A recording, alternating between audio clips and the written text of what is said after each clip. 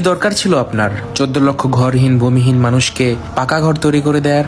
কি দরকার ছিল আপনার 25% মানুষকে দারিদ্র সীমার নিচে বের করে আনার? কি দরকার ছিল দেশকে খাদ্য সম্পন্ন করার?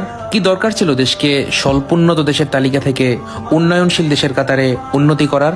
কি দরকার ছিল 60 মিলিয়ন ডিজিপির দেশকে 460 মিলিয়ন ডলারের ডিজিপির দেশে উন্নত করার? কি দরকার ছিল ভারতের সাথে ছিটমহল সমস্যার সমাধান করার?